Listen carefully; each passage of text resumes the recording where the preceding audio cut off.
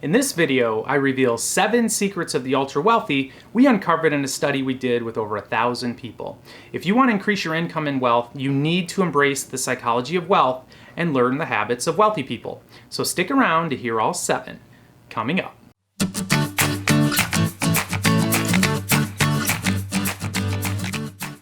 Hey, I'm Dr. Brad Klontz, your financial psychologist. On this channel, we look at the best strategies to help you transform your relationship with money, master the psychology of wealth, and live a life of abundance. So if you're new here, please subscribe and click the bell so you don't miss anything.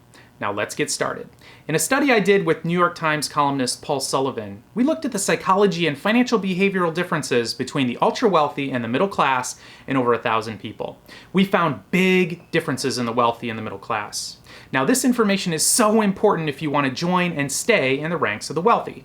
To become wealthy, you need to embrace this psychology and these behaviors. So here are the 7 secrets of the wealthy.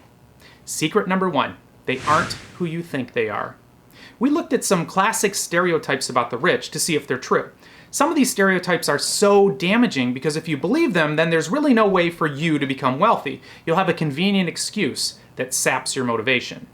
These stereotypes will tell you that you aren't wealthy because you didn't go to some rich fancy school or you weren't born into a rich family.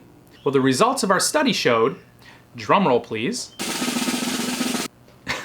Please tell me we're not doing a drumroll on all 7 of these. We're not, right? These stereotypes are hogwash. We found no significant difference between the ultra-wealthy and the middle class in these areas.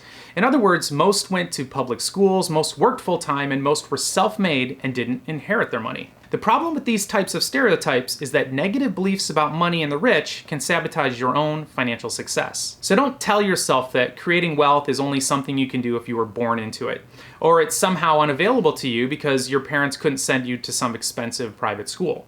The fact is, most of the wealthy people in our study didn't get wealthy that way. Secret number 2, they have different money scripts.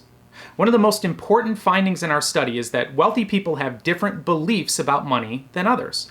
Now, we find this to be true over and over in our studies. Your money scripts, the beliefs that you have about money that you developed as a kid, these beliefs are strongly associated with how much money you have and how much money you make. So for example, the wealthy are less likely to believe that money corrupts people or good people shouldn't care about money or that more money will make them happier.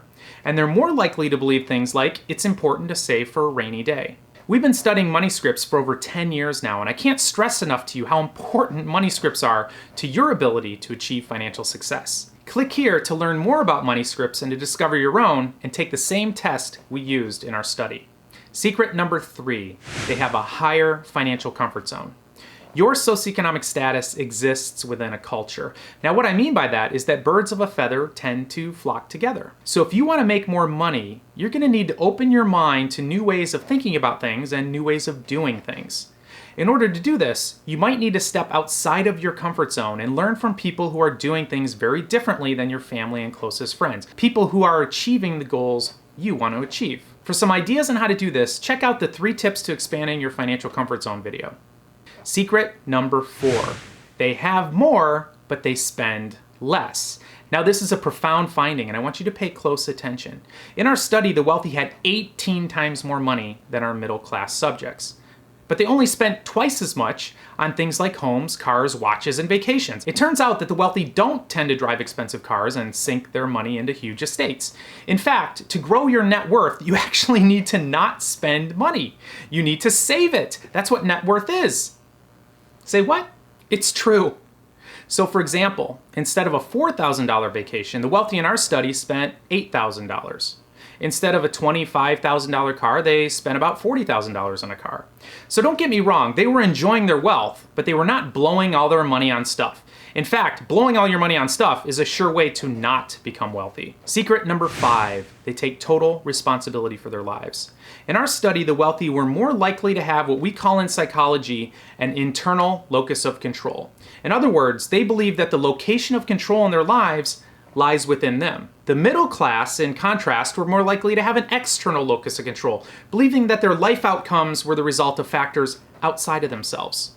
Now, this is a huge psychological difference. The wealthy were more likely to take responsibility for their mistakes and believe that they have control over their life. So what does this mean for you? This means that if you keep blaming everyone else for your financial mistakes or your business failures or your lack of success, you're going to keep getting the same results you're getting now, even if there's a bunch of people you can blame. It's so important to take responsibility. In fact, I gotta tell you, it's invigorating. If you are the problem, the great news is that you can do something about it. How terrible it would be if you weren't the problem. I mean, then you could do nothing at all to change your life. So cheer up. Your financial problems are probably your fault. Congratulations. This brings us to secret number 6. They're not afraid to punt. In our study, the wealthy were more likely to admit making major financial mistakes, but they had less loss aversion.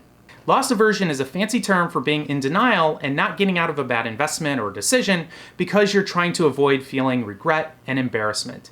The wealthy don't get stuck on this. When they make a mistake, they don't keep doubling down, they don't keep sticking their heads in the sand and pretending it's not happening. They don't go to sleep at night and hope that when they wake up, everything will magically be fixed. The wealthy admit their mistakes, they learn from them, and they take action, which sometimes means admitting failure and letting go. So if you're desperately holding on to a sinking ship, you might want to do what the wealthy do. Let go, swim to shore, and start building a new boat. Secret number 7, they don't go it alone. The wealthy in our study were much more likely to seek the advice and counsel of experts when they needed it. This could include a financial planner, an attorney, a CPA, or a business or life coach. Now, I've used all of these types of experts in my life, and I probably will keep on using them, and I can credit 7 figures of my net worth directly to the help and advice they've given me over the years. A huge mistake people make is not investing the time and money to seek help when they need it. If you want to learn to function in another country, you should spend time learning the language, habits, and customs. If you want to increase your income and net worth, it really pays to study the mindsets, habits, and behaviors of people who are living the life you want to live. So put the 7 secrets of wealth to work today in your own life.